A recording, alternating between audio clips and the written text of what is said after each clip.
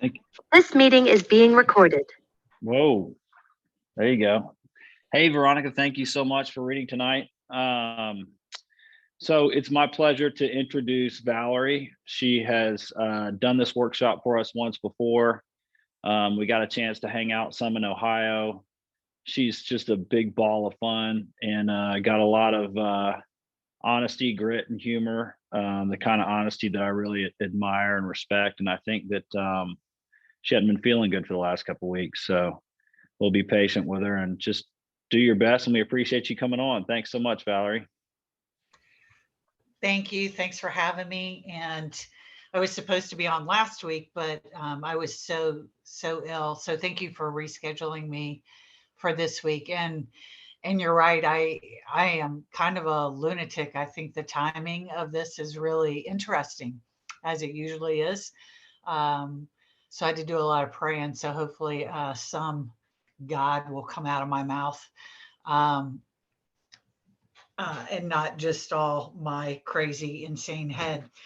Um, and I love that reading. Every time I hear it, I am moved by it and see myself so clearly in the pages when when Bill's talking about his faults and his struggles as a man on this path, and ultimately what our answer is.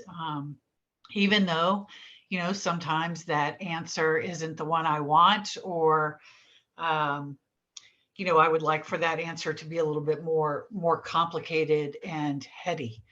Um, I was talking to a gal earlier today because I was telling her that I was going to be talking about emotional sobriety and explaining to her why it probably wasn't a good idea because I'm kind of I've been sick, and I'm also detoxing off of all nicotine, so like no nicotine in any form. And I've been using that for, God, 30 years. So I'm kind of a bitch on a stick, honestly. And then you throw some illness on top of it, and it's like I'm a double winner. But anyway, so God knows what's coming out of my mouth. And I was talking to her about emotional sobriety, and I said, it's really, especially for me right now, as things are coming up for me, um, that I'm used to pushing down or ignoring, postponing or neatly evading. They're coming up, and I'm doing a lot of writing and just getting thoughts and stuff down on paper as it's showing up, because I know it's going to be the meat for inventory. And interestingly too, there's a group of us women that are going through the steps right now, and we're on inventory. So it's just perfect timing all the way around for this little internal psychic crap storm. But yesterday, to give you an example of emotional sobriety, I mean, I think it's, for me, it's simple in the sense that, if you're on this path and if you've been doing the do, so to speak, and you're trying to live this way, and you're getting older, there's a maturity that just comes as you go through what life experiences hand you, and you stay sober through those, and do the work through those experiences, good or bad, however you define those, and we're changed.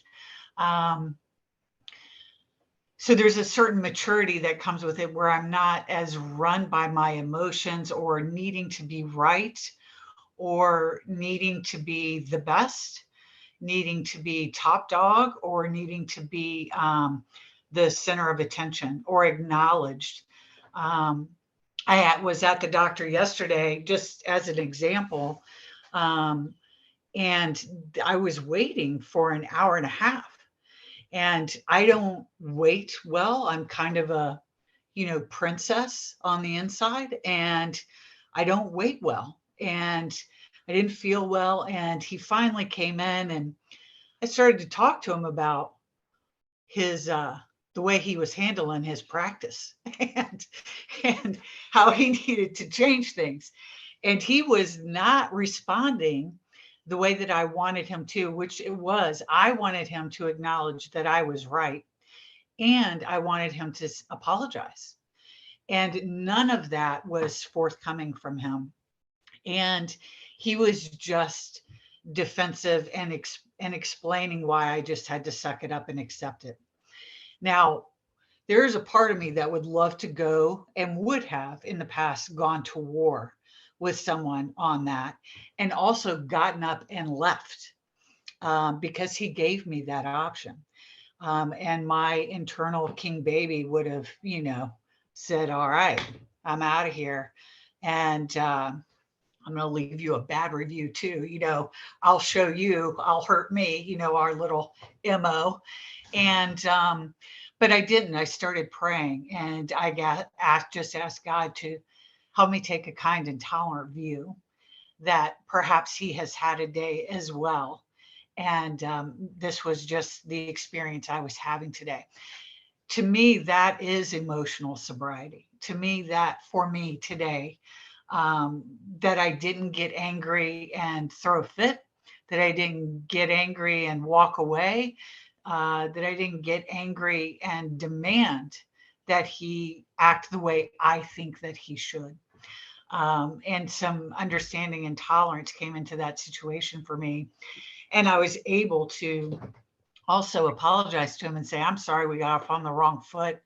I don't feel well and I'm taking it out on you, and I'm wrong to do that. And we were able to have a conversation. He was really able to help me.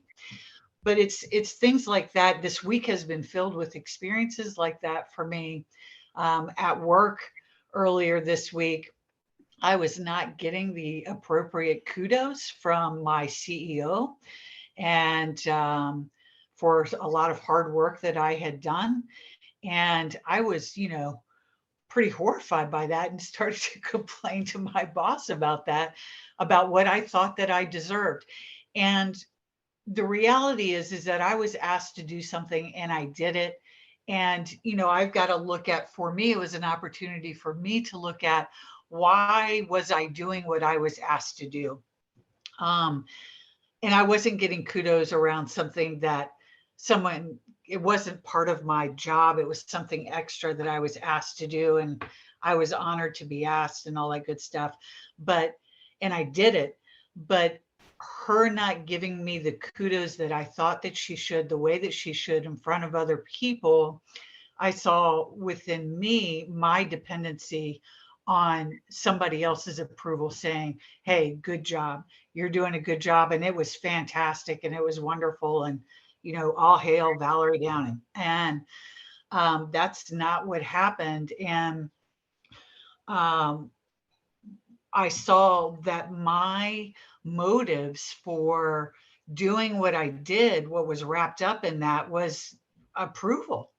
And I want you to think the best of me, and I want you to think I'm number one, and all that stuff that can just drive me sometimes. And that's not the only thing that was there in why I did what I was asked to do. I wanted to do it, and I did it because I love alcoholics that are sick and dying and want to help in any way I can. But also that self-serving piece was there, and I saw that. And for a moment, I wanted to run around behind everybody and say, tell me what the truth is. Tell me what's going on, and all this other stuff. And to have the ability to step back and just say, it's not important that I know all of that. What's important is that I take a look at what's going on within me and why this is bringing this up for me right now.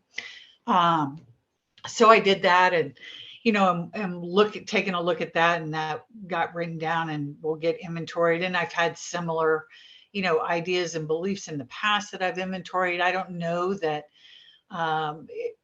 we ever get perfect freedom from self. It just seems like it's constant little chipping away at these things within myself, these flaws and these things. But also I'm grateful for the defects. I'm grateful for the flaws, because they really, and I haven't always felt that way. I've wanted to be struck perfect many times and arrive spiritually, but those are the things that keep me close to my creator and also keep my feet grounded on this plane. And there's also an acceptance for me about being human. Um, you know, Gary probably remembers this, and anybody that knew Don remembers this. He used to say all the time, I'm a spiritual being having a human experience. And the longer I'm sober, I see the truth of that.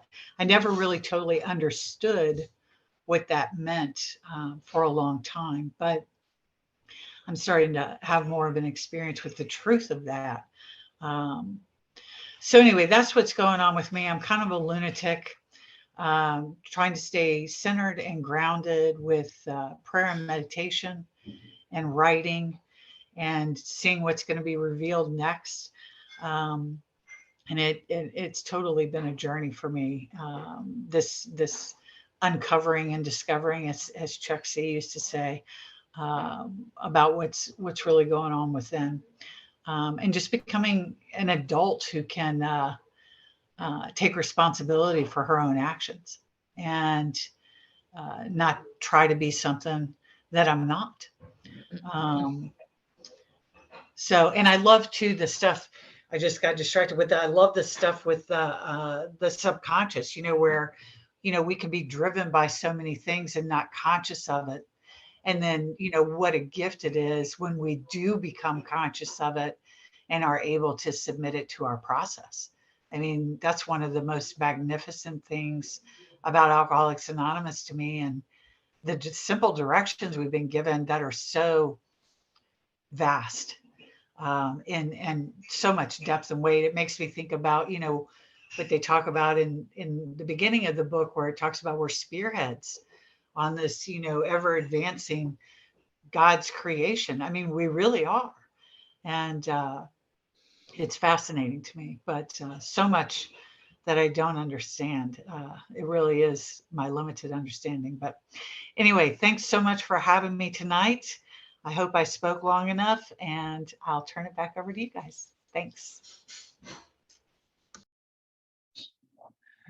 Thank you so much. I'm so sorry you hadn't been feeling good.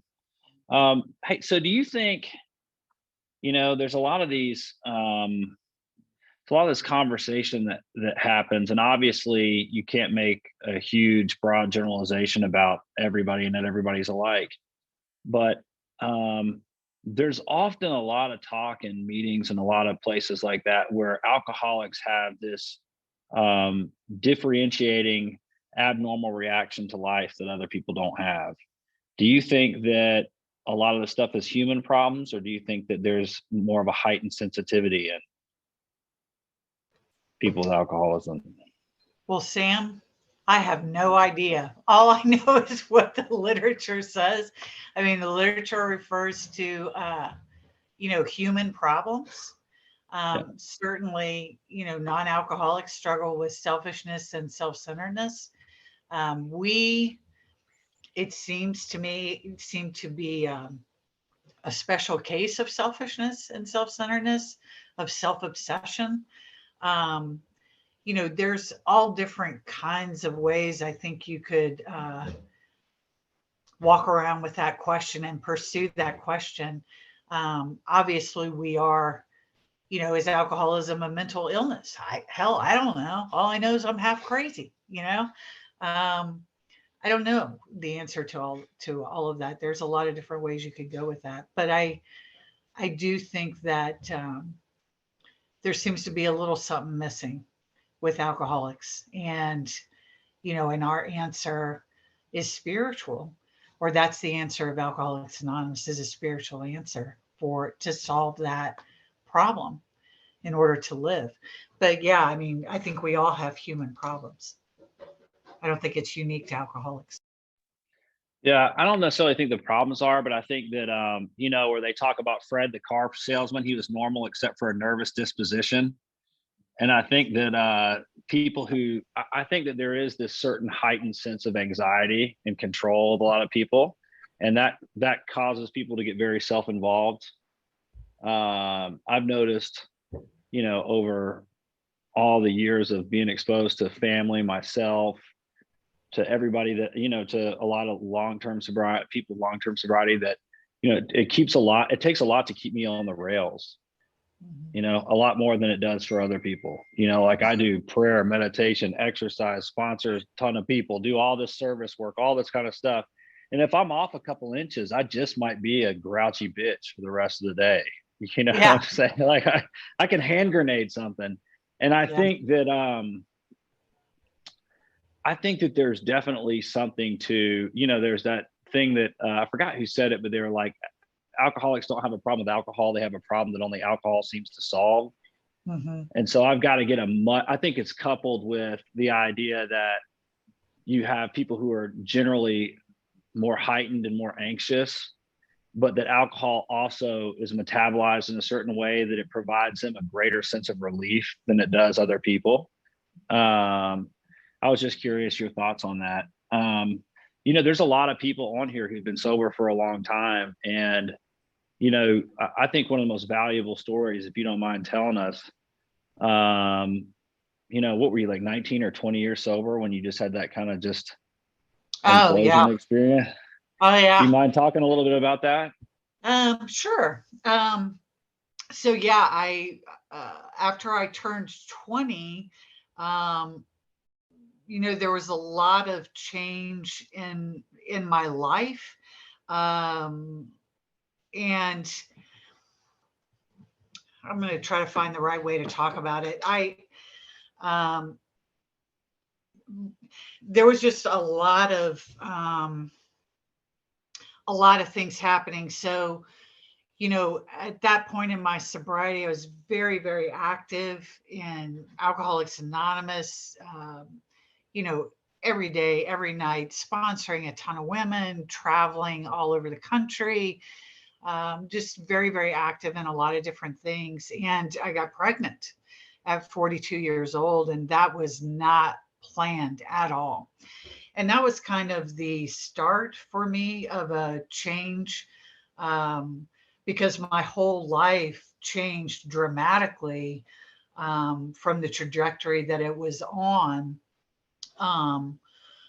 And I wasn't planning on getting pregnant, but so my whole AA life was changing, my work life was changing, my whole identity in Alcoholics Anonymous was changing, and AA really was at the center of my life.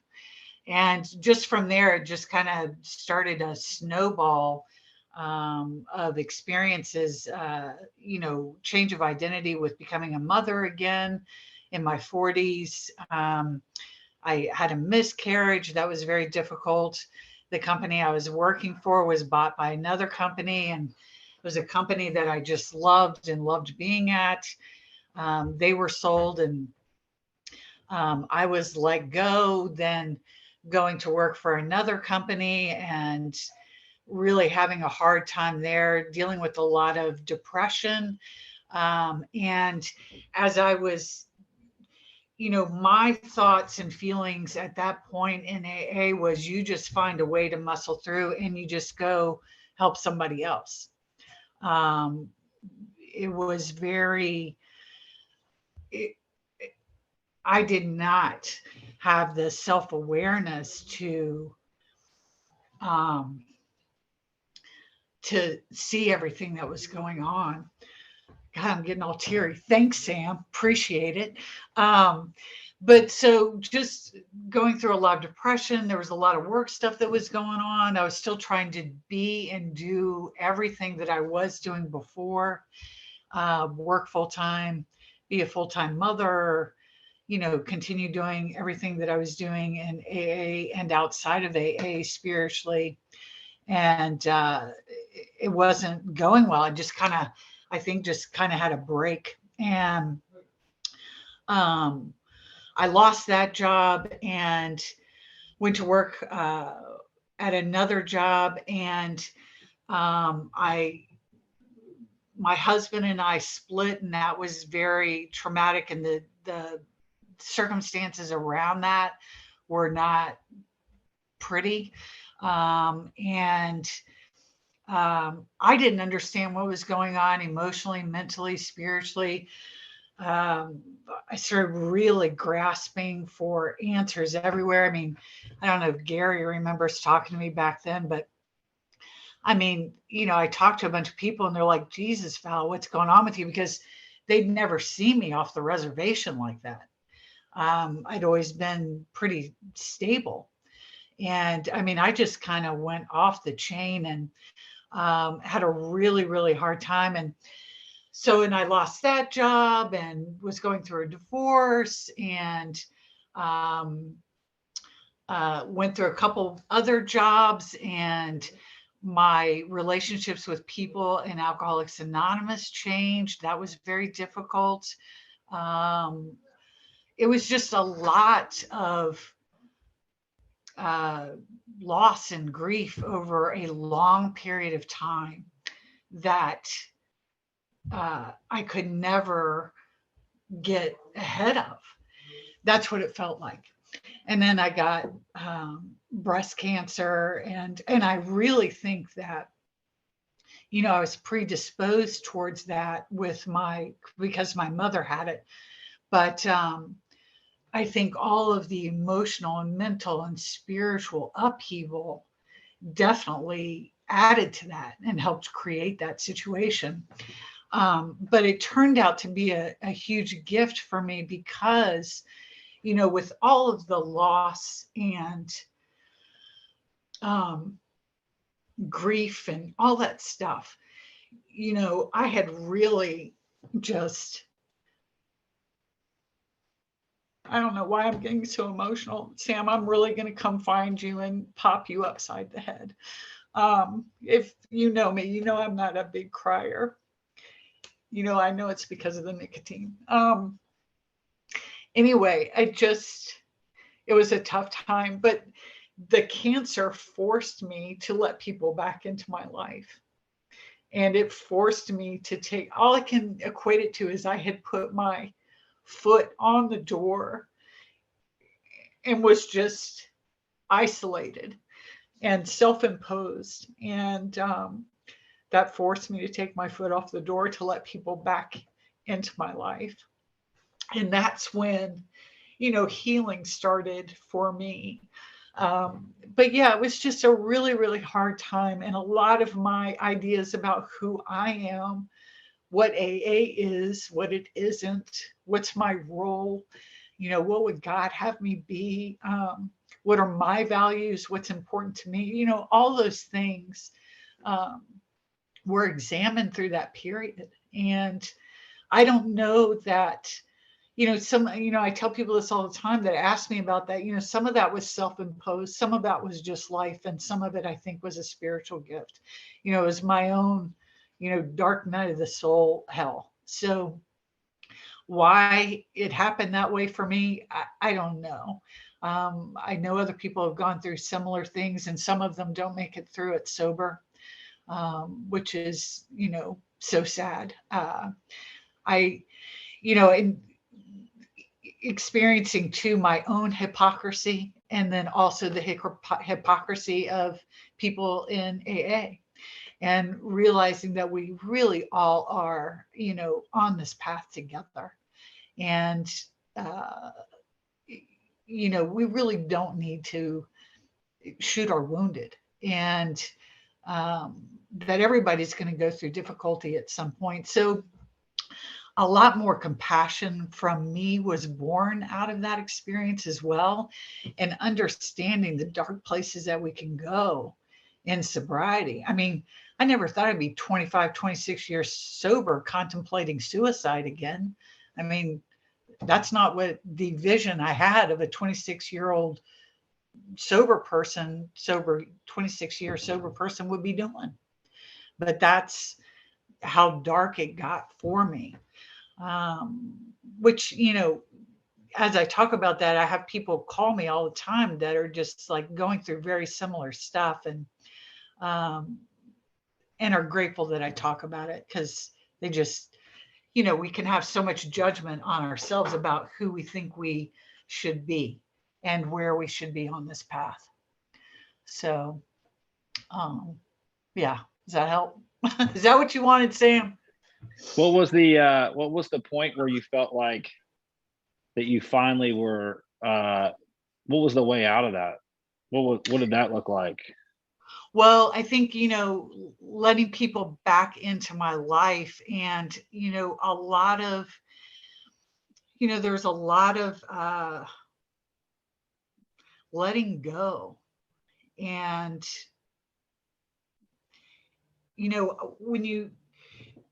when you shut yourself down, when I shut myself down like that, I mean, I really was shutting myself down in every area of my life, and that included my relationship with my creator. So, um, if I'm not willing to spend time with people, then I'm really harming myself. And um, just that opening of the door to let people back into my life was where things started to change, and my relationship started to change again with the God of my understanding. Because I was angry at God, I was angry at everybody. I mean, it really became a self-centered hell. It was awful. I mean, it's so painful. Our self-centeredness is so painful. Um, but anyway, so and that's when when you're letting people in, that's when you can really start to do the work um, of writing and prayer and meditation and uncovering what's going on within.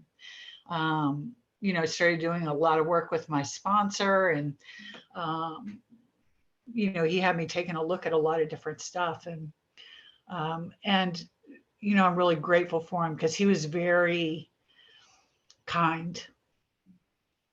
So, Where was the point in which you felt like you're going to be okay? Do you remember where you started to be like, man, I'm going to be okay? Like there's sometimes where it's so dark that you're like, damn, man, I'm really screwed. Like I'm in a bad way here. Did yeah. you get it? Did you begin to feel like you had a foothold out of it where you were like, I'm climbing out of this? Oh yeah, yeah, yeah. I mean, I had many conversations, or not many conversations, but yeah, I remember having conversations with Steve where I was talking to him about what was going on. Steve's my sponsor, just saying, I feel like something's been lifted here. I feel like I'm kind of coming out of the cave, and you don't really know it until you're actually there. I mean, kind of just or I was just kind of. It's kind of like when you realize that you're missing something, but you didn't know you were missing it until you're experiencing it. It's that kind of feeling. But yeah, him and I had many conversations where I would say that to him.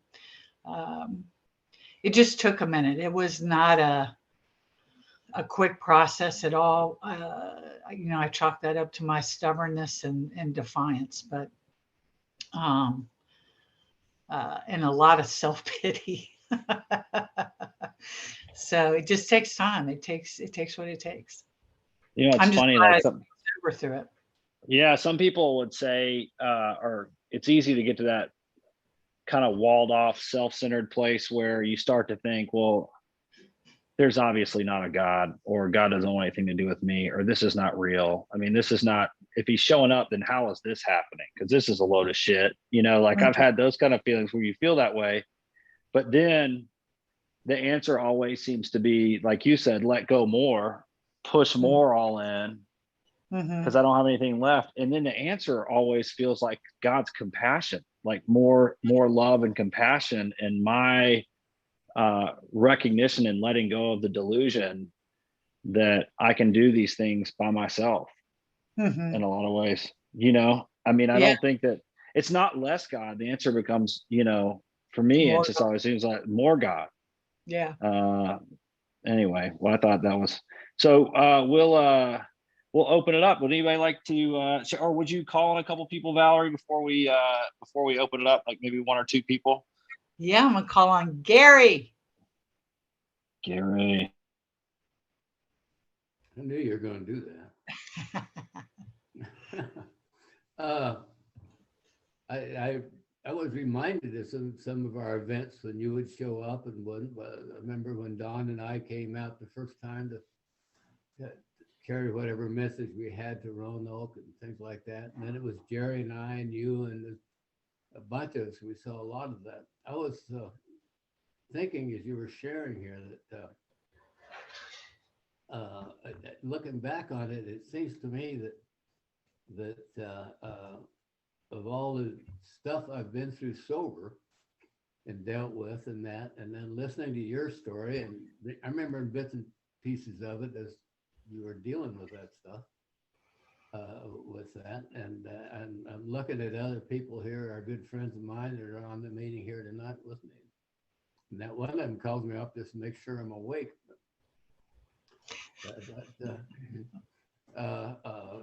And I am most of the time. I think that I'm sorry you've had to deal with that, but of all the bad times I think that Julie and I've had together and that sort of thing, we pretty much had to do. It was just kind of part of the deal. If we were ever going to grow up or get grown up, that was going to have to be part of it. So I'm glad to see that you're doing that well, kiddo. And I know there's ladies on here right now that got the message from you that was a big deal. So it's all God's deal, isn't it? So thanks, Valerie. Thanks, Gary. Sam, it's not letting me move around to see who all's on the call. Well, that's no fun. You want me to pick on somebody? You want me to? Yeah. Would you do that? Because I can't. I don't know why it's not letting me move around. Yeah. What about Joel? Oh, there it is. My name is Joel. I'm a real alcoholic. Valerie, I had so much identification. I had my own dark night of the soul I went through when I was about 22 years sober. I said, why is this happening to me now? Dawn sent me a link about 3 weeks ago on a talk that Dr. Alan Berger and Herb Kay did on this paper. I felt I missed something when I was listening to it, so I listened to it again. And the part that I found really profound and I misunderstood was when Herb Kay started talking about the third step and aligning ourselves with God's will. Now, he makes this, visual. He says, this is first time I heard it, I heard God's will, and this is my will. And what the steps do is slowly but surely start moving. We take actions so that our will is aligned with God's. When I listened to it the second time, it didn't say God's will. He said reality. This is reality. And I realized, holy shit, I have a real hard time accepting reality. And I started meditating and thinking about it. I said, there's a part in the book that says, absolutely nothing happens in God's world by mistake. But my situation, which sent me into a tither, was I had a job that the police department took over. And all of a sudden, things changed. Where I was in a nice cushy position, writing reports for management and sitting in what I call the ivory tower, they wanted to put me down into the bowels of the tow pound and the redemption unit. And I knew there was a lot of problems there. They were understaffed, they were overworked, the facility was falling apart. And they were dealing with the public. There was 300 vehicles being towed a day and only 8 people to staff it. And I said, on a 6-day week, and it was open 24 hours except for the Sunday. And I didn't want to go there. And I fought it tooth and nail, so much so that they started pushing right back. You don't talk back to the police department. It's an authoritarian culture.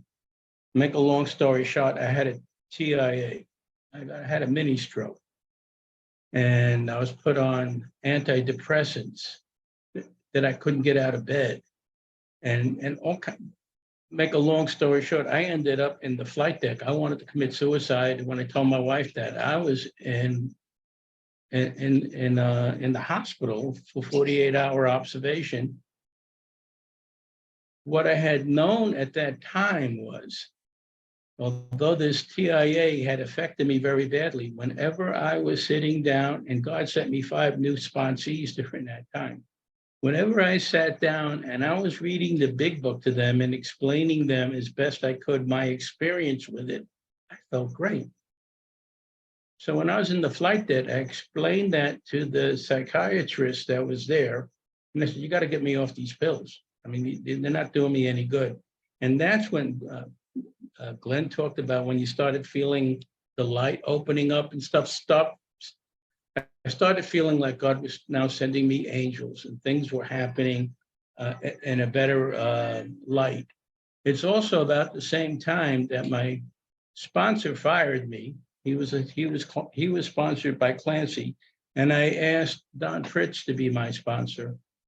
He told me, I'm not going to be your sponsor, but I'll be your spiritual guide. And that's exactly what I needed.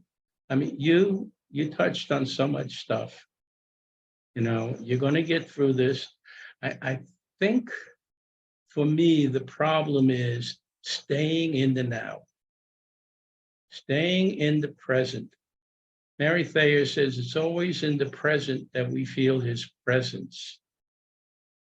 You know, and when I go into my head and I start thinking about the future and I start regretting or getting angry about things that have happened in the past, I'm screwed. But if I examine what's happening right now, and I also, the next thing is always, you know, is just do the next right thing and help God's kids. God's got the problem. As long as I'm doing the next right thing and I'm trying to help God's kids, things work out. Thanks for letting me share. Hey, Joel, that was great, man. Thank you. Alan Berger is going to come on the second week in January when you're hosting. When I'm hosting? Oh, Yeah. shit. Yeah. Holy shit. That'll be pretty fun, right? So let's open it up. Anybody who'd like to share, please raise your hand. And we're not shy about picking on people. We don't give it a lot of time either. What about Tom off of Rhode Island? Tom, what are you doing, buddy? How did I know you were going to call on me, Sam? Just before the meeting started, I was sitting in this chair and I caught my finger between the tabletop and the chair and pinched it so it hurt like absolute hell. I ran out in the kitchen, ran it under cold water and put ice on it. I said, I got to get back. I can't miss the opening. Thank you for calling on me. I suppose that means I went to great ends to be here tonight. Much pain.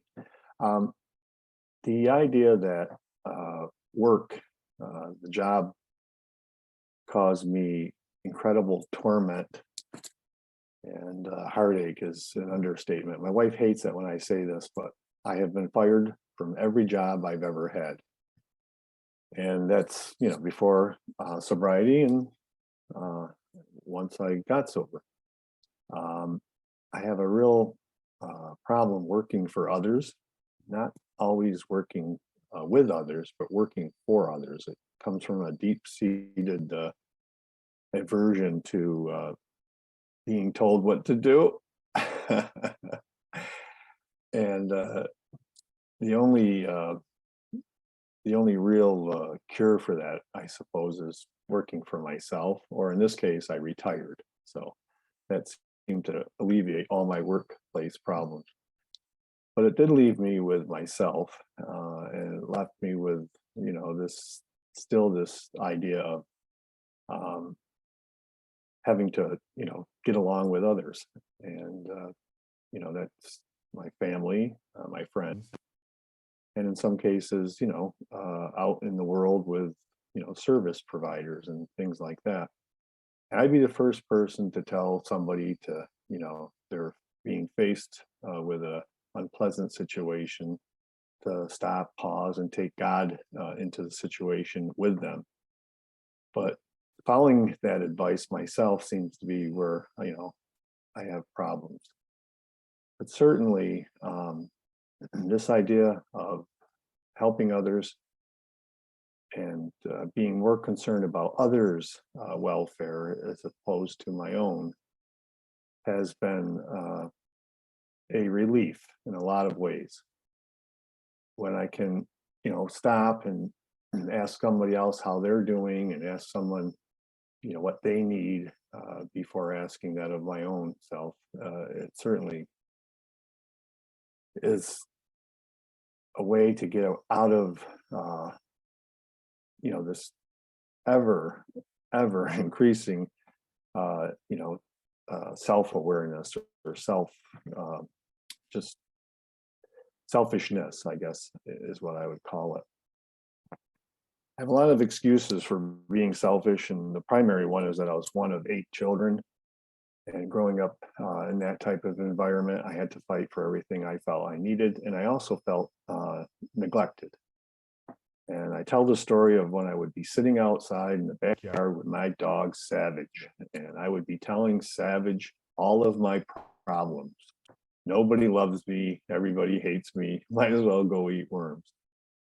And that neglect or that sense of neglect left me with feeling like I'm not good enough, right? And certainly finding alcohol treated all that sense completely, because now I was everything to myself and to everyone else. But unfortunately, once that tap was turned on, I had no way myself of turning it off. And I learned that through, the big book of Alcoholics Anonymous. This idea that, just a little and I'm off to the races, and a lot isn't enough. And so by the grace of God, I've, entered into the program, and I know that my alcohol problem is resolved. I can go anywhere alcohol is served today, and I am safe. But the rest of it, humanity and everything that comes at me from the world and just from being alive in the world, that's something that still presents itself as a mystery to me. Fortunately, I have meetings such as this, all of you great people to guide me. And it's certainly my reliance on a higher power. And that's where I sit. And thank you all. Thank you so much, Tom. Good to hear from you tonight, buddy. Sorry about your finger. David, what's up, man? You're still mute. There you go. Hey everyone, Dave, alcoholic. Thanks very much, Valerie. That was great. I related to a lot of what you said, especially some of what you're sharing is very topical for me. I'm really spinning out today coming into this meeting because something happened at work. It's a bit of a misunderstanding, but I kind of felt slighted. And as you were sharing, it's like it was just rooted in I felt that I'm not getting the accolades that I deserve. I'm doing great. I'm being this great guy, and I'm not getting that approval. And that's a big motivator for me. Like I want to be cool. I want to be liked. I want to be approved. And a lot of what I'm doing at work that I think I should be getting approval for is through this program. And even this essay, like I'm just bringing this program into my work a lot, and I'm trying to help people, right? And sometimes I think I've been, like it says in the essay, like I'm trying to help people in love without expectation or demand, and I'm just I'm out there trying to be a good guy and help people, and that's going well, and it feels good when I do that. But it's like, as you were sharing, I just thought like it's such a fine line for me between actually being in that and then inevitably that thought comes in, well, you're being such a great guy, they need to notice, they need to you should be credited for this, right? And then all of a sudden it's gone because I'm not, then there's a demand and that expectation. So Yeah, and one other thing, when you were, I like the little interview style you did there, Sam. um, you said, do you think alcoholics are more prone to this kind of, I don't know how you put it, but sensitivity, I guess. And I don't know, but it's funny. I was thinking just like a few days ago, I woke up as I do, and I was grumpy. I was thinking negative things about, whatever, my wife, whatever it is, in the morning, my brain's just talking shit to me. And it was interesting. I was like aware enough to think like, what's wrong? Like, why is my brain just going to, what's wrong? What's negative? Like, why? There's nothing actually, everything's fine. I'm making breakfast, and I was thinking, it's like my wife, who claims to be an atheist, she just doesn't have that, right? She just wakes up. She's one of these people who wake up in the morning, not necessarily like elated, but she just doesn't have this problem with like having that, voices talking her into all this spinning and negative thinking. So yeah, I know for me, I'm just more prone to it. I'm more sensitive. And like you said, yeah, it doesn't take much for me to just be off in my day to be ruined, So, and last thing is Tom, I believe, who's just sharing, reminded me of another great line that I actually heard in this meeting that has stuck with me. And that was self-awareness without humor is depression. I really like that. And yeah, so thanks everyone. This has been great for me. And thanks again, Valerie. I hope everyone has a good 24th. Thanks. Thanks, Dave. Don, I'm gonna turn it over to you for a few minutes. I gotta do a quick thing where I have to turn off my screen. I gotta give someone a shot. Nancy, I believe, is next. So I'll be right back. Hey, thank you. Hi, I'm Nancy and I'm an alcoholic and I'm really happy to be here tonight. And it was so good hearing you, Valerie. I just identified all over the place. And I'm glad Sam's gone because I couldn't decide if it was so cool to have a friend who could like pinpoint places in your story, or if I just only want to know somebody like that if he doesn't have the mic. But you did a really nice job of letting him, invade your story. It was wonderful. And it was all to the best for us. And I just, I've had to learn to wait as part of my emotional sobriety, and I couldn't. I mean, I used to get in line at Dunkin' Donuts, which is big around here, and I couldn't imagine that I was ever going to get there. So I would go crazy and make everybody else crazy as well. And I have shared my disdain with a number of doctors, and they don't take it well. It was really interesting, and so I've had to learn to like sit and be quiet and not plan my appointments so that I'm going to die if something doesn't happen. But just that, and the part about, giving up the nicotine, it's one of the few bad habits that I never acquired, but I almost fell apart when I gave up coffee. And I mean, it just, so I'm home today with pneumonia. It's like, wait a minute, I don't even get sick. What are you talking about? And so on the one hand, I kind of want to get a lot of stuff done. And on the other hand, what she kept telling me was to lie down. So I lie down, I fall asleep. So I'm happy that I could be up this late. But I have a friend who used to say that alcoholism was like an advanced form of humanity, like that the things that we suffer with are the things that everybody suffers with them. It's just that not everybody wants to, set fire to the doctor's office because they're kept waiting. They just don't like it. And we kind of lose it just a little bit. I'll speak for myself. I kind of lose it. And, being able to not be tortured in that way by that, because doctors don't get faster is a huge gift, and one of the things that I feel like meditation has given me is that like I'm safe in retail environments, again, lines, and people whose shopping carts are where my shopping cart should be, and just all that. I mean, I even hear it in my voice, and I realize what a 3-year-old I sound like, but it's like, damn it, that's my salad. Get out of my way. And being able to have that kind of pause and that occasional peace, it's huge, and I had that experience. I didn't have that experience, but I had an experience at 30 years where I couldn't believe it. My husband and I were getting divorced and he wanted to throw a party and I wanted to throw him off the roof. And I see it now as a spiritual gift, but to call it a gift kind of belies how excruciating it was. And yet people came out of the woodwork. People were helpful to me on buses and my friends and anyway, it's a wonderful life, but you touch me at so many levels. And I just hope this gets better, and I hope you feel better. That was the other thing I wanted to say. When I got sick, I thought, I'm a terrible patient. And I thought, does that have to still be true for me? Can I just be an okay patient? Can I not decide that I'm going to die and that everybody should come around bringing me flowers? And can I just chill the hell out and, enjoy what there is to enjoy and, get up when I have to answer the phone and rest. And so I'm trying it. I can't tell you how it's going to go, I'll call you in a couple of weeks, but today I'm trying not to be like the world's most self-centered, put upon, indignant patient and just, be one of God's kids. So I'm so grateful to be here tonight. Thank you. Thank you, Nancy. Val, did you have some time to take a look around to see anybody you might be wanting to share?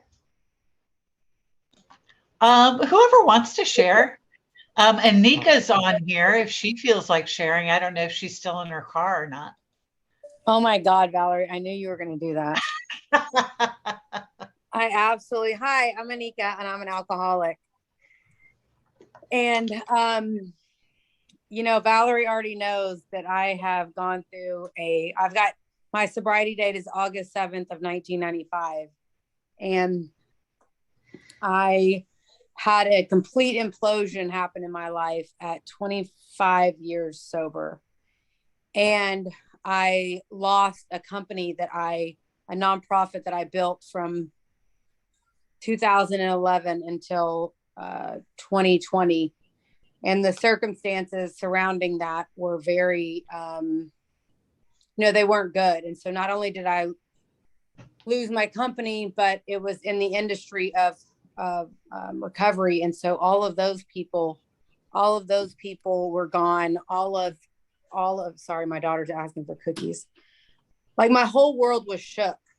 Everything in my life was shook. And I too am just now coming out of, and I didn't think at 25 years that I would go through something like this. I had gone through things in my life, but I always bounced back pretty quick.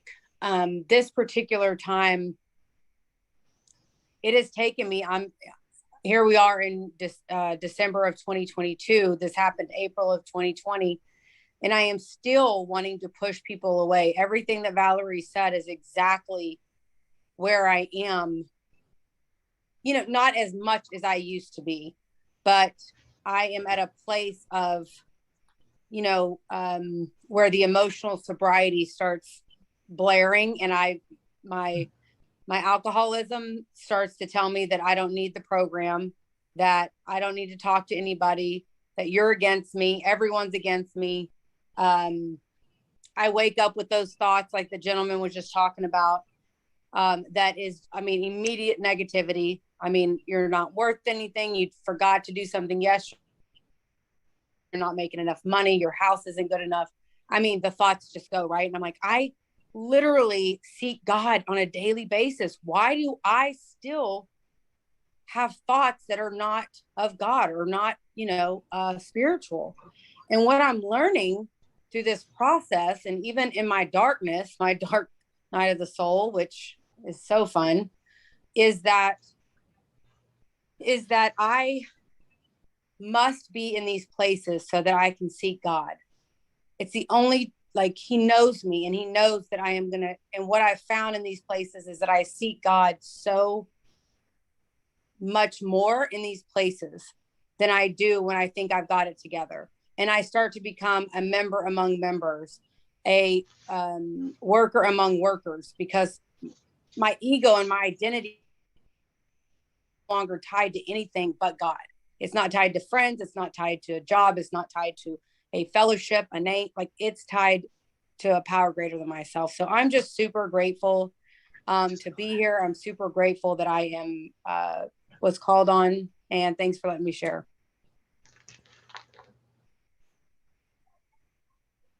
Thanks, Anika. Anyone else? I don't see any hands flying up. I'm gonna.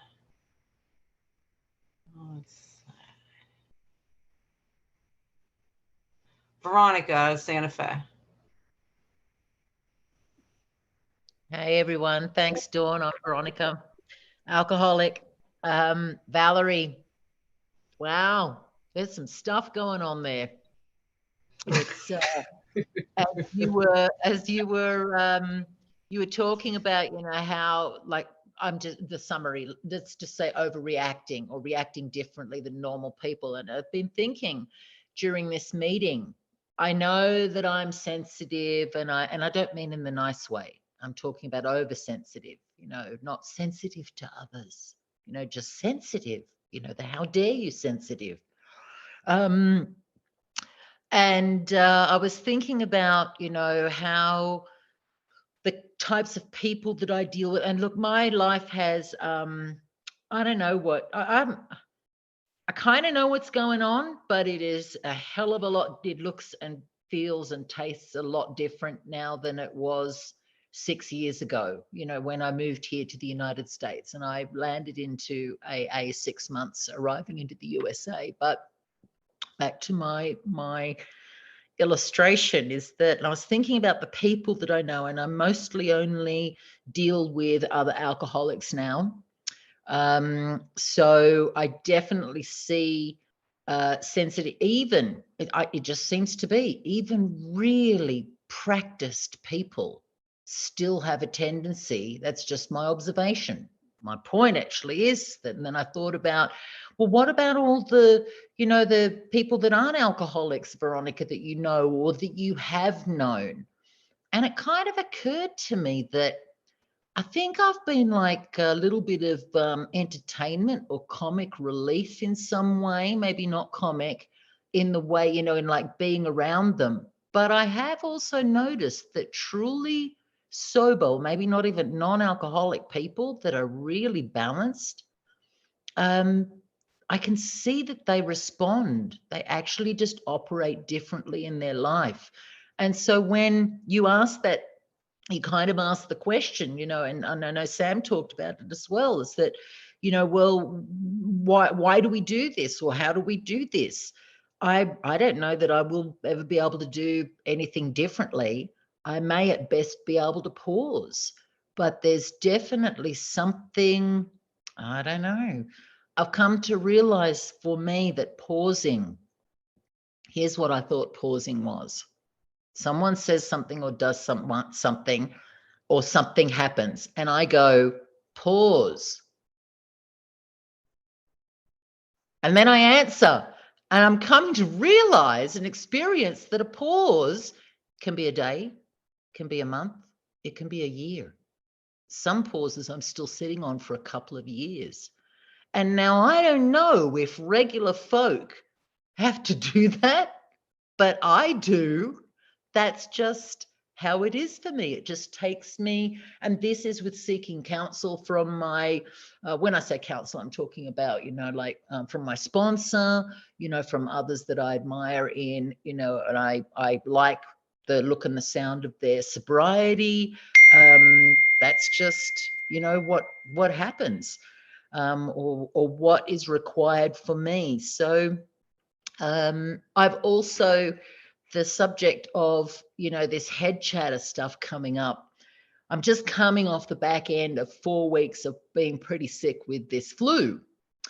And there was a period there for 3 days where I was just so sick. And I came off about 11 months from November last year till the 1st of October. I've even got an anniversary date for it. When it lifted, I was in chronic fear about all sorts of stuff. But this 3 days where I was really sick, I had absolutely, and I know that my head chatter, the only difference now with a little bit of sobriety is that I keep my mouth shut rather than it actually coming out, but it's still there. But for those 3 days, and I had no defense because I felt like such crap. And I just went, you know what? And I'm listening to these thoughts, and I'm just like, and I'm trying to, I've been bracing myself for months trying to stop it, fix it, change it, I don't know, address it. And I just went, you know what? Have at it. Knock yourself out. Do your best. And on day 4, I woke up and it had gone. So now what do? And I had it this morning. I woke up miraculously, didn't have it. Last couple of mornings, I actually now start. I know this sounds like crazy, but this is where I am. This is kind of, I don't know. I don't think normal people have to do this, but this alcoholic does. Is I now, I just let it rip. Sometimes it's 10 minutes, sometimes it's 20 minutes. And I actually turn to it and I say, are you done? Are you done now? Sometimes I go, well, that's a bit twisted. Are you done? Can we get on with the day? I don't know. I don't know, folks. I don't know what you all do in your home, in your lives, how you operate with other people, but it's kind of a bit tenuous for me. I don't know. It's really gently, slowly, day by day. I've said it before. One day I might be fit for public consumption, but I don't think that's today. Anyway, thanks for letting me share. Thanks, Veronica. Twyla, good to see you.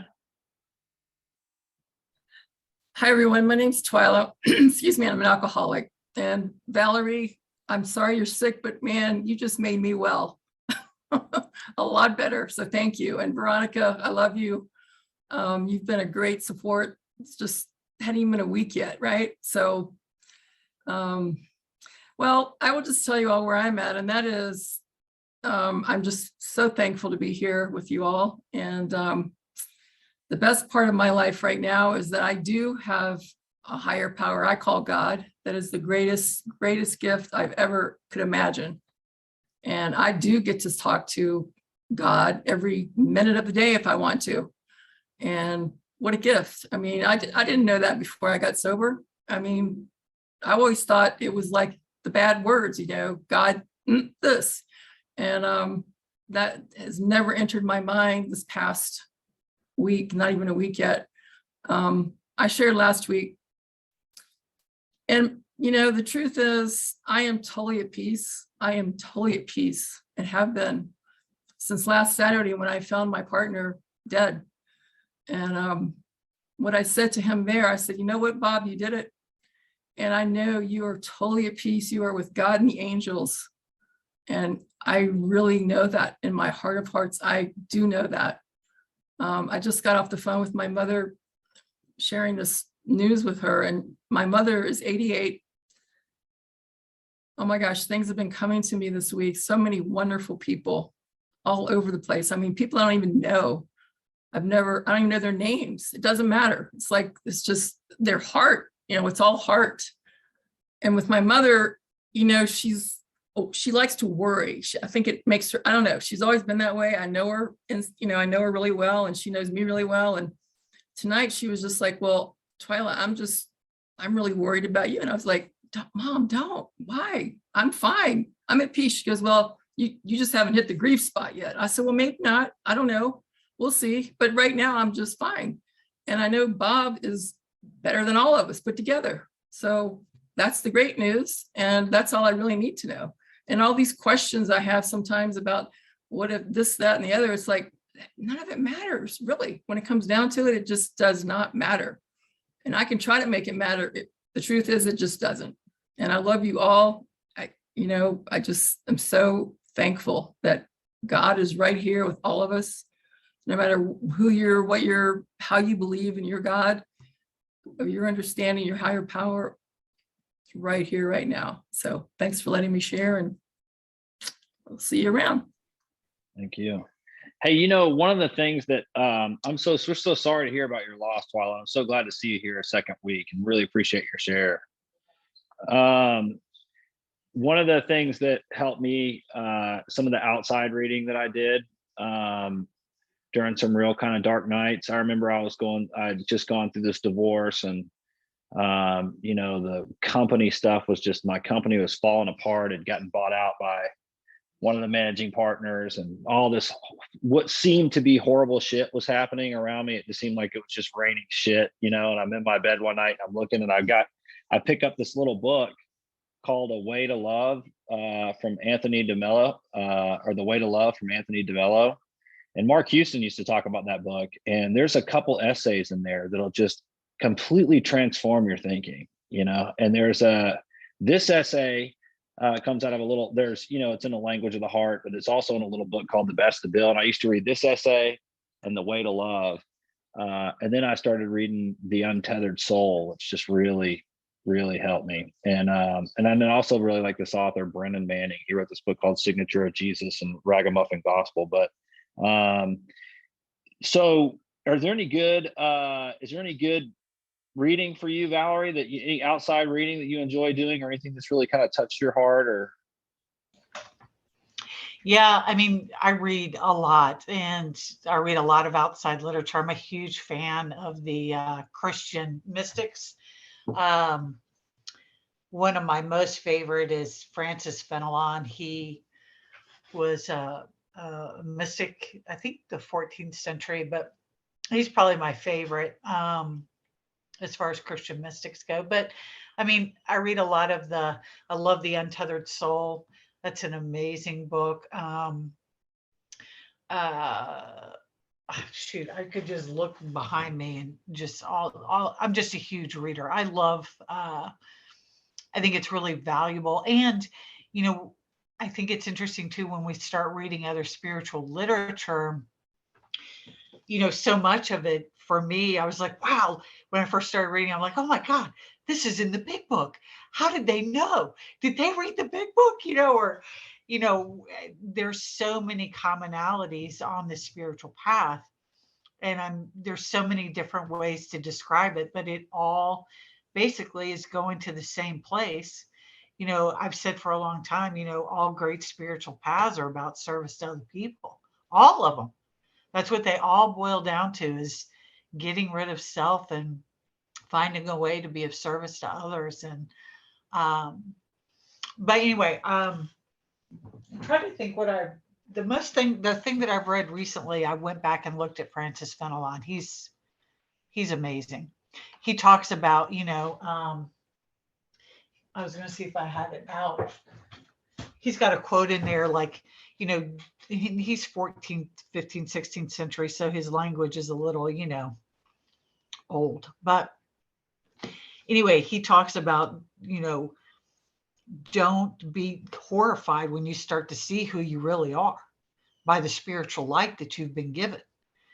Don't be horrified by what you see, because as the light waxes brighter, and I'm horribly butchering what he says, but as the spiritual light waxes brighter and you see more of who you are, just know that that's also the cure, that spiritual light. So yeah, I mean, there's just phenomenal stuff. Sorry, I'm going on a tirade. Sorry about that, Sam. I'm glad you did.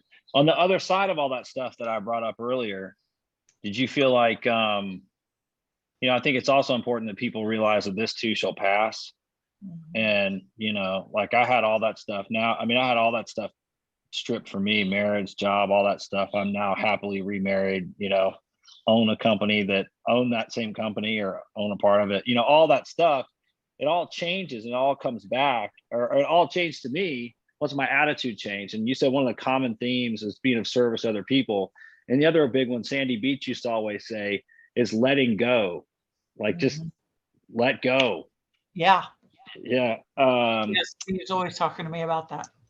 Yeah. What's your life look like now before you got pneumonia and COVID 12 times and all that stuff? I mean, everything's good. I mean, I just got remarried last year. A new job, have held it, pretty happy with it.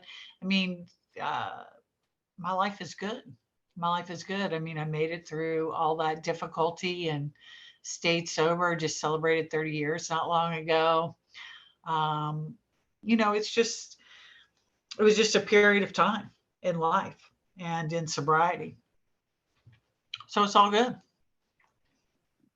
Yeah, that's Kurt always talks about how thank God he's not suffering from what's not really happening anymore, Right. and that like the narrative that we tell ourselves. I mean, I'm better off with all that stuff that happened behind me. All that stuff needed to happen. Like I didn't need to stay married to that person. It's not a bad thing, but I just didn't need to stay married to that person. I mean, I'm glad I'm not. We're friends today and all that kind of stuff, but everything works out. Everything seems to work out right. Is there What about Charles? Charles, you got anything to add to the conversation, my friend? Hello, Sam and everybody. Okay. Well, that was pretty neat. I enjoyed every bit of it. The thing that popped up in my mind was I was told that life isn't a problem, but a mystery to be solved. And my journey and stuff, you know, and my biggest fear has always been, what's going to happen when I exhaust my usefulness to God and people? Yeah. St. Francis was one of my heroes, and I read back when he was real young, and they'd say he would be walking through the villages and stuff. You could hear him at night saying, "Who am I? Who am I?" And then he'd say, "Who are you? Who are you?" And, you know, I think this journey, you know, the same as Francis took, was that constant search of who am I? You know, what's going to happen when I run out of things to do or complain about? You know, and I spend a lot of time because I drive a truck, so I listen to a lot of tapes, and it's just amazing how we spend so much time. I spend so much time in seeking for the answers that is just a thought away. You know, a book that I just finished was As a Man Thinketh by James Allen. And I got to remember, man, this is all about, you know, like everybody has said, you know, it's in about experiencing. Because if I don't experience them, then it doesn't have no meaning. But, you know, experiencing God. And my other favorite book is Experiencing God, Can We and How? Because that, you know, that was, for me, was pretty important. But I've heard really a lot of good stuff. And I think that the book says, you know, certain times, you know, we're going to have the highs and lows. And I remember talking to Mickey years ago. I think he had an experience in his office, and he was telling me about how much at 20, I think he's like 25 years sober at the time, that it scared him. And a lot of people go through, you know, those carrying around too many shadows, as I heard somebody say one time. And that's what happens, you know, just carrying around too many shadows and not being able to get rid of them, and trusting God. And I think for me, that's the whole key, is to be able to trust God enough to know once I give him something, it stays there. Yeah. But I'm grateful to be here. Good to see everybody. Yeah. Thank you so much, Charles. Good to hear from you. Sarah, good to see you. Thank you. Hi, everyone. Sarah, alcoholic. This has been a really, this has been a meeting full of God's grace for me, and a real meeting that brought out a lot of vulnerabilities in me. So thank you all for that, because I need to feel those vulnerabilities, and I need to witness them in others, because that's how I get to witness the grace of God. Many of you know that I lost my husband in February, and so this is my first holiday without him, and his mother is still alive. So the other night we had a meeting, and it was talking about, we were talking, the topic was, 'tis the season to be jolly, but not for all of us. And I have decided that I'm going to try and be a little jolly anyway, or a little, you know, I'm going to try and bring some of the peace and serenity and spirit of the season. And I love what Twyla said about being peace with losing her partner of so many years. You know, that just really touched me. And the vulnerability, Valerie, that you shared just really touched my heart and soul. But one of the things I realized about, you know, like, okay, I have a choice. And I had posted something on on Facebook the other day about a choice of how I grieve. And so in this choice, it says, I'm gonna read this real quick. Let me see if I can find it.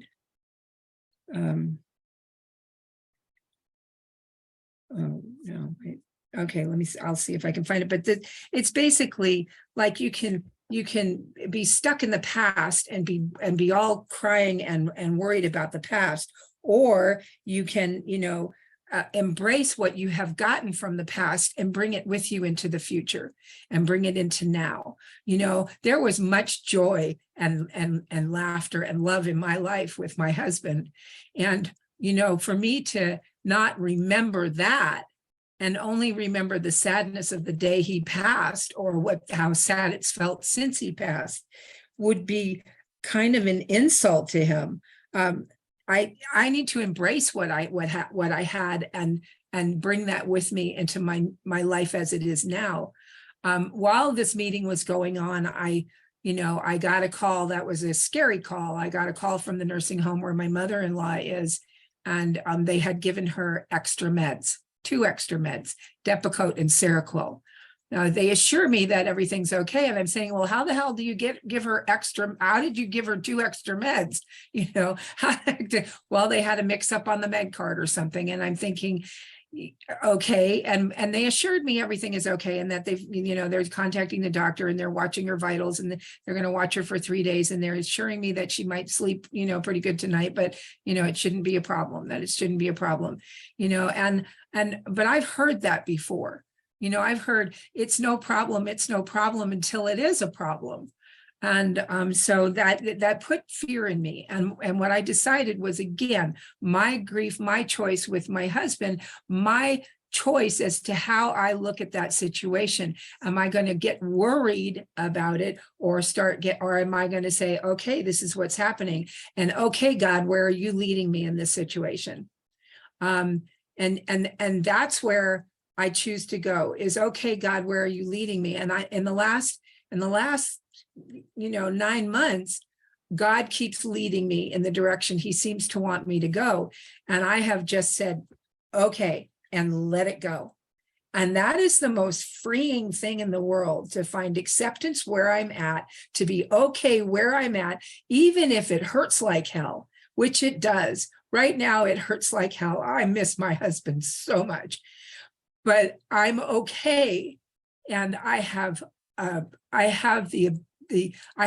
of you. And one of the things, I looked at about like Thanksgiving, last Thanksgiving, I went to the nursing home where his mother was at and got on Zoom with him at his nursing home where he was at, and that was right before he went to the hospital. And, I got to share them, last year. So this year on Thanksgiving, I brought her Thanksgiving dinner at the nursing home and sat there in her room and ate with her, and, and just brought her the love that I know that he would want me to bring her. And I know that his only wish for me was that I take care of her. That was all he asked of me when he was dying, was that I take care of her. So I'm doing that. But then I'm also trying to take care of a whole lot of other people, or help a whole lot of other people. And, the other day I have a sponsee who moved from a group home into an apartment, and that sponsee, had nothing, absolutely nothing. So I put the word out there, and I thought, well, I don't know what's going to come of this. And the other day, I had another gal in the program that was cleaning out a bunch of stuff in her property. And so we got a couch, a love seat, a bed, a desk, a treadmill, pots and pans, dishes, and everything. And I got to take that to that sponsee who's just moved out. I mean, first time on her own in years, from a group home into an apartment, and living by herself. And I got to do that. I didn't have to do that. I got to do that. And so I got to thinking about that too. And I'm missing Mark, but I got to spend time with his mom and share some of the memories that we have together. And I miss the big Christmas and the big stuff like that. But I can go to some big meetings, and have all of you. And I miss the family, and my family's all in California, but I miss that part of my family. But I get to make new family with all of you too. I make family every day. I have big family. I might miss the joy that we used to have, but I can learn to make new joy in my life today. And part of that comes from this meeting. I get to, and I get to hear all of you share at your most vulnerable and your most honest. And thank you for that. And I get to witness God's grace every day, and especially in this meeting. So thank you for letting me share. Thank you, Sarah. I found your post that you were talking about and copied and pasted in the chat for you. So, hey, Valerie, do you had a reading that you sent to me? Would you like to read that out to close us out? I think it's pretty cool. Oh, yeah. I sent Sam that Francis Fenelon piece that I was trying to, that I butchered. Let me see if I can find it again.